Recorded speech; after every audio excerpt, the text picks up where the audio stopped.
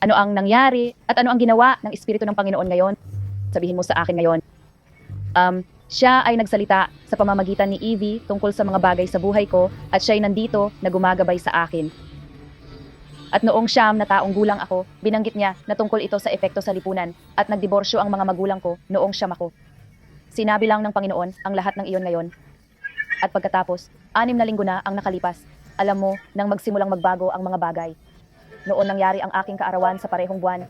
Pare, nakakaloka yan. At ang relasyon ko kay Carl ay 2 taon na. 2 taon na ang nakalipas nang marinig mo yan, mga 2 kalahati. At sinabi ng Panginoon na 2 taon na ang nakalipas na inaalis mo ang mga relasyon. Oo nga, oo, parang ganun nga.